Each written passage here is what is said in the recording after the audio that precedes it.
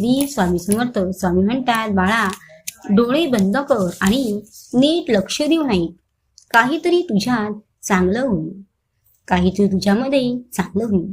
स्वामी म्हणतात, बाळा केव्हा पण इतरांवर ठेवलेला विश्वास हा फसवा असतो आणि देवावर ठेवलेला विश्वास हा माणसाला त्याच्या यशाचा मोठा वाटा देत असतो. कारण माणूस जेव्हा दुसरी चूक करून बसतो तेव्हा देव त्याला आयुष्यात दुसरी संधी देण्याची ताकद देतो.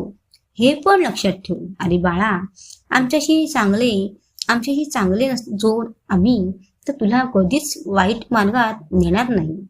आम्ही तुम्हाला चांगला मार्ग दाखवत असतो. जेव्हा तुम्ही मार्गात जाता तेव्हा बाळानो समजले का? स्वामी म्हणतात, बाळा तुला एक सांगू का? अरे एक भक्त आमच्याकडे येतो आणि आम्हाला विचारतो की स्वामी, माझ्या मनात नकारात्मक विचार येतात, मी काय करू? तेव्हा मी त्या भक्ताला म्हणालो, अरे मनात वाईट विचाराला थारा द्यायचाच नसतो. केव्हा पण मनात सकारात्मक विचार आणायचा. मनात सकारात्मक विचार ठेवला की सर्व आपले चांगलेच होते. काळजी करण्याचे कारण नसते आणि सर्वांविषयी चांगल्या भावना ठेवायच्या.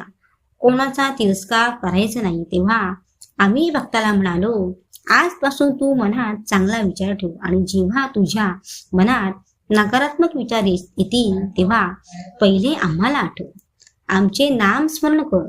हे असे केले की मनाला ही भीती कायमची दूर जाईल. असे ऐकून तो भक्त मला हात जोडून म्हणतो की स्वामी, मी आजपासून मनात सकारात्मक विचार ठेवून काम करत जाईल. असे म्हणून तो भक्त घरी गेला. तेव्हा स्वामी त्या बाळाला म्हणतात, बाळा ऐकलेस ना? अरे माणसाने केव्हा पण मनात चांगले दिवस आणायचे, वाईट विचारांना थारा द्यायचीच नाही.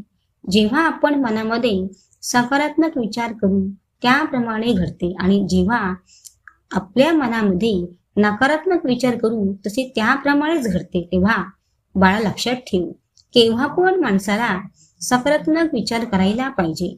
भगवंताचे दिवसातून एक वेळ तरी नामस्मरण केले पाहिजे. स्वामी म्हणतात, बाळा माणूस जीवनात खूप प्रयत्न करतो का? तर त्याला पुढेच जायचे असते. मग त्याला थोडे थोडे अडथळे येतात. त्या माणसाचा जर देवावर विश्वास असेल तर तो माणूस देवाचे नाव घेत त्या संकटाला पार करतो. असे आहेत माणसाच्या जीवनातले प्रसंग.